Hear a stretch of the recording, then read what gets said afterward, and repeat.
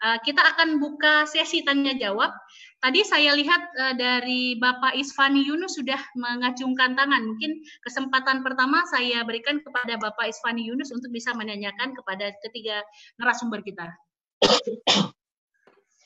Baik, bismillahirrahmanirrahim. Assalamualaikum warahmatullahi wabarakatuh.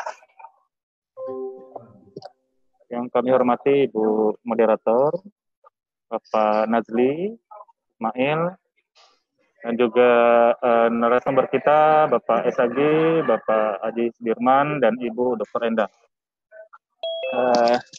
Ada sedikit pertanyaan dari kami selaku masyarakat di Aceh ini. Atau yang mungkin melihat kondisi sekarang, yang mendengar berita, bahwa selama ini kan pemerintah Aceh banyak menggratiskan untuk pemeriksaan rapid COVID-19 ini. Nah, yang dimana sangat dimanfaatkan sekali oleh para masyarakat, khususnya yang melakukan perjalanan. Dan juga dimanfaatkan sekali oleh masyarakat yang ingin berliburan dalam tanda kutip. Banyak masyarakat orang-orang dari luar Aceh, dari Sumatera Utara yang menggunakan fasilitas ini sekedar untuk bisa izin masuk ke Sabang. Nah, pertanyaannya kepada mungkin mewakili pemerintah Aceh dalam hal ini Bapak Saifullah Abdul Ghani, apakah untuk kedepannya dengan meningkatnya kasus ini, setelah makin hari makin bertambah, apakah ke depan masih juga tetap menggratiskan pemeriksaan ini? Karena kita tahu ya makin lama makin stok mungkin terbatas, makin menipis. Apakah untuk orang luar Aceh juga akan terus digratiskan? Sedangkan kita sendiri sudah banyak terjadi peningkatan kasus. Mungkin itu saja pertanyaan dari saya. Terima kasih. Wabillahi taufiq wal hidayah. Assalamualaikum warahmatullahi wabarakatuh. Baiklah, saya akan membacakan saja pertanyaan dari Bapak Ahmad Syakir. Beberapa waktu ini WHO merilis pedoman baru tentang penularan virus dan mengumumkan adanya metode melalui transmisi udara atau aerosol. Jadi pertanyaan untuk Bapak Saifullah Abdul Ghani,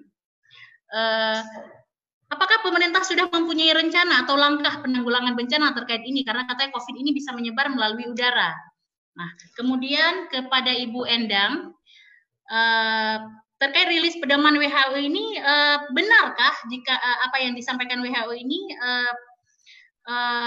di sini disebutkan bahwa terkait rilis WHO ini, jika benar virus ini bisa menular melalui transmisi udara ini, tentu saja sangat meresahkan. Mungkin Ibu Endang bisa memberi gambaran terkait dari temuan-temuan WHO yang terbaru ini. Oke, pertanyaan yang ketiga. Kita persilakan kepada Bapak Zainal dari Natural Aceh untuk bisa menanyakan pertanyaan yang ketiga. Langsung ke narasumber untuk menjawab dulu pertanyaan dari Bapak Isfani Yunus.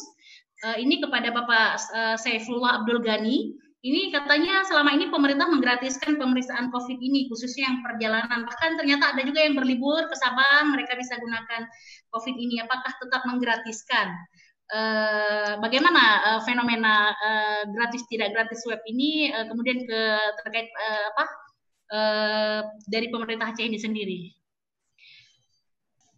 Iya, baik. Yang pertama saya ingin menyampaikan kepada Bu Endang, sahabat saya, bahwa Rumah Sakit Umum Zainal Abidin dengan pemerintah Aceh adalah satu tim. Kalau pada saat awal-awal penanganan itu belum ada kasus positif, masih merawat PDP, alat-alatnya belum, bantuan dari PNPB belum kita terima, kemudian pengadaan oleh pemerintah Aceh belum bisa kita lakukan karena penggunaan anggaran belanja tidak terduga baru boleh dilakukan apabila sudah ditetapkan status daerah itu status kebencanaan daerah. Jadi walaupun uang sudah tersedia, tapi tidak bisa kita gunakan karena penggunaan anggaran BTT itu sangat-sangat ketat. Itu yang pertama. Karena itu pada saat itu perlu Bu Endang dan teman-teman agak sedikit berkreasi untuk mencari APD yang tidak standar. Itu yang pertama saya ingin sampaikan. Yang kedua kepada sahabat saya, Tengku Haji Umar, saya ingin sampaikan apa yang disampaikan oleh masyarakat itu, disitulah perlu tokoh untuk meluruskannya. Karena masih ada masyarakat kita sampai sekarang nggak percaya rumah sakit gitu. Bukan hanya corona yang disebut oleh Ibu Endang tadi nggak kelihatan gitu. Nggak percaya kepada penanganan medis masih ada masyarakat kita. Karena itu perlu tokoh-tokoh seperti Pak Haji Uma untuk menjelaskan kepada masyarakat. Karena masalah virus, masalah medis ini sebenarnya wilayah pakar, wilayah epidemiolog, wilayah para akademisi, wilayah para dokter. Jadi penilaian masyarakat yang seperti itulah yang perlu kita jelaskan sehingga tercerahkan.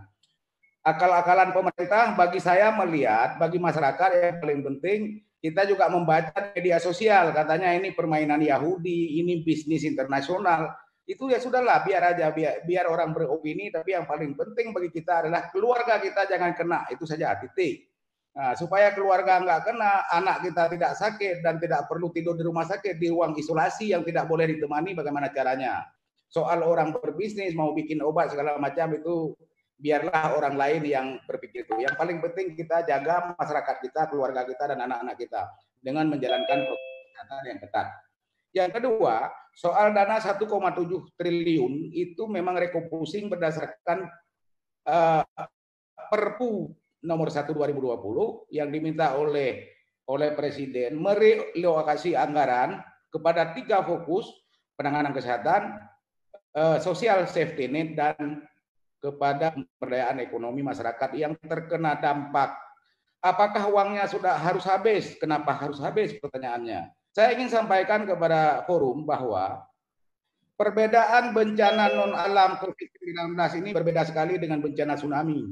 Tsunami pasca bencana bisa kita hitung berapa rumah rusak, berapa jalan yang rusak, berapa jembatan yang harus kita bangun lagi, berapa lama rekon harus kita lakukan. Dalam kasus COVID-19 kita nggak tahu kapan akan berakhir. Kita nggak tahu kapan berakhir. Kalau seandainya kita berharap pada bantuan pemerintah pusat, sekarang ini pemerintah pusat juga dalam kondisi krisis keuangan. 80% anggaran kita adalah dari pajak. Sekarang dengan berhentinya beroperasi pabrik, penerbangan, hotel, itu semua daerah juga pemerintah pusat dalam kesulitan likuiditas. Karena itu paradigma habiskan uang itu saya pikir bukan saatnya sekarang. Justru paradigma yang benar adalah menghemat sehingga kita punya kesediaan. Banyak daerah Teguh Haji Uma yang sudah tidak mampu lagi membayar tunjangan pegawainya karena memang tidak ada anggaran. Kita syukur masih ada anggaran antisipasi bantuan tidak langsung waktu itu. Nah, kemudian Bapak Haji Uma juga kami menyampaikan bahwa pemerintah tidak bisa mengirimkan uang sepenuhnya kepada daerah sekarang ini. Yang kita sayangkan tidak perbedaan pengurangan transfer itu juga terjadi di Aceh. Padahal kita di sana ada Haji Uma, ada teman-teman DPD yang seharusnya memperjuangkan di sana. Tapi ini juga belum terlaksana, mudah-mudahan ke depan.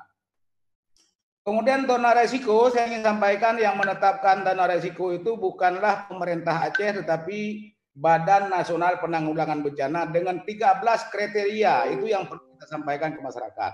Ya, masyarakat tentu tidak haruslah membaca yang 13 kriteria itu karena terlalu akademis. Nah, disitulah perlu tokoh yang menjelaskannya ke publik, yang menetapkan resiko, zona resiko dalam bentuk zona warna hijau, kuning, oranye itu bukan pemerintah Aceh, tetapi pemerintah pusat melalui tim gugus tugas nasional, yaitu Badan Nasional Penanggulangan Bencana.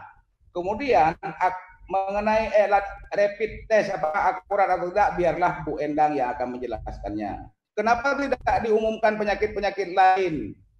Dalam protokol kita menjalankan kegiatan ini, penanganan krisis ini, pandemi COVID-19 dengan protokol yang ditetapkan dan oleh kementerian.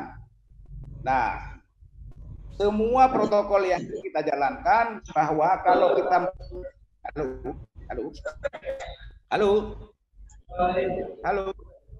halo.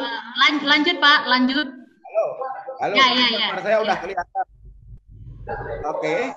Ya, lanjut.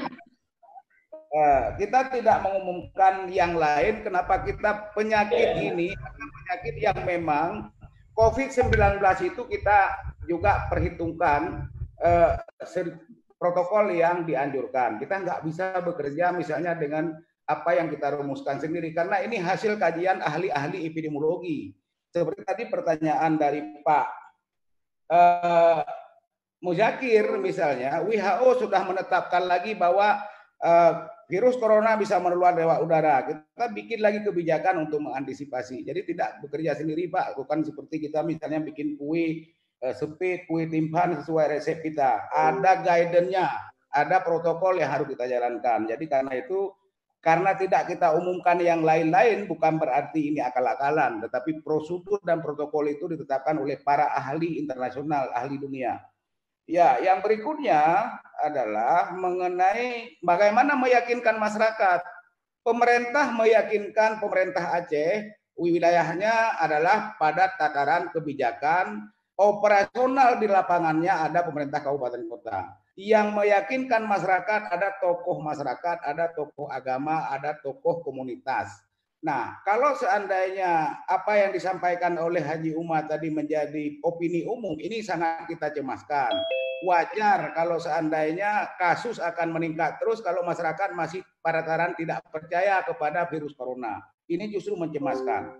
Karena itu tokoh-tokoh publik, tokoh-tokoh agama untuk bicara ini berdasarkan referensi dari akademis, ahli-ahli epidemiologi. Yang berikutnya, saya sudah jawab soal zona tadi. Kemudian yang berikutnya dari Pak, soal rapid test gratis. Teman-teman sekalian, forum bahwa rapid test gratis itu, pemeriksaan gratis non medis itu yang hanya dilakukan oleh pemerintah Aceh. Juga berdasarkan opini-opini yang berkembang pada saat itu, kenapa pemerintah Aceh tidak melakukan gratis saja, uang kita banyak sekali, ada 17,5 triliun, itu opini yang berkembang. Nah, ketika kebijakan ini diambil, bukan berarti ini dibiarkan begitu saja, kita terus evaluasi. Kita menunggu laporan dari Bu Endang di rumah sakit, berapa banyak yang diperiksa satu hari, berapa banyak yang orang Aceh, berapa banyak yang di luar Aceh, berapa banyak yang digunakan untuk jalan-jalan, dan setiap kebijakan tidak permanen, pasti dievaluasi, Pak. Yang berikutnya adalah WHO benar, ada 230 ahli epidemiologi dunia merekomendasikan kepada WHO bahwa penularan virus corona bisa juga lewat udara, airborne disease. Nah, itu sudah kita kaji. Nah, apa kebijakan yang berubah? Sebetulnya yang direkomendasikan oleh WHO adalah pola penularan. Tapi pola pencegahannya tetap menggunakan masker kalau keluar rumah, kemudian cuci tangan sesering mungkin, kemudian tidak berkerumun, dan kalau memang tidak penting sekali, nggak usah keluar rumah, cukup di rumah saja. Kalaupun harus beli kopi, beli bawa pulang, jangan berkerumun di warung kopi. Kebijakan pencegahan tidak berubah, tapi kewaspadaan harus ditingkatkan. Arti kata kalau kemarin kita waspada kalau berkerumun saja, dan lebih waspada lagi karena lewat udara, dan kita harus pakai masker yang lebih ketat lagi. Dari Pak Zainal Natural, ini pertanyaan dari Bapak Zainal Natural. Pengalaman pribadi saya sebagai ODP, salah satu alasan membludaknya pasien positif adalah sulitnya akses untuk mendapatkan pelayanan tes, baik rapid maupun swab. Masyarakat yang proaktif malah tidak bisa memeriksa diri. Bayangkan, sebentar Pak ya, bayangkan orang yang cuek dan tidak peduli. Artinya suspek terkonfirmasi ini sudah beredar dan berada di kita, ketuhannya mereka hanya pada saat sakit. Nah ini ternyata Pak Zainal punya pengalaman pribadi, untuk mendapatkan rapid test saja beliau butuh waktu berhari-hari dan harus pindah tempat dari satu tempat kesehatan ke tempat lain untuk membutuhkan fasilitas rapid test tersebut. Nah ini, kemudian hasilnya juga butuh waktu lebih dari 10 hari untuk mendapat konfirmasi beliau negatif ataupun positif berdasarkan hasil PCR-nya itu. Sehingga karena kelamaan dari proses ini akan terus bertambah sebenarnya pasien-pasien yang terkonfirmasi jika pelayanan yang lambat ini tidak dirubah. Kemudian stigma dari masyarakat juga sangat buruk ketika terketahui ada pasien yang dinilai akan mengalami positif atau negatif COVID, itu akan menjadi adjustment yang sangat buruk dari lingkungan masyarakat itu sendiri. Yang pertama saya ingin sampaikan informasi yang tidak sampai ke Pak Zainal. Padahal Aceh satu-satunya wilayah mungkin yang menyediakan poliklinik khusus Pinere. Itu Bu Endang nanti bisa saksi hidup. yang menyediakan tempat orang memeriksa. Karena informasi yang sampai ke Pak Zainal tidak ada, kasihan beliau harus ke sana kemari. Kemudian setiap puskesmas atau dinas kesehatan mestinya di kabupaten kota bisa memberikan informasi kepada masyarakat. Karena apapun yang kita lakukan di provinsi, kalau proaktif di kabupaten kota kurang, khususnya petugas, kasihan masyarakat tidak akan mendapatkan informasi yang benar. Soal hasil yang lama perlu kami sampaikan di awal-awal kita Januari, di awal-awal kemarin kita Maret, April pertengahan, kita masih mengirimkan swab ke Jakarta, ke Balitbangkes Jakarta. Jadi dari Aceh setelah diambil, kemudian dikemas, kemudian dikirim ke Jakarta, kemudian di sana juga antrian, ya rata-rata nggak sampai 10-15 hari waktu itu, sekitar 7 hari. Kalau nggak salah Bu Endang nanti bisa memberikan klarifikasi yang lebih detail. Kalau rapid test itu bisa langsung didapat hasilnya. Hanya 15 menit setelah rapid test sudah dapat hasilnya.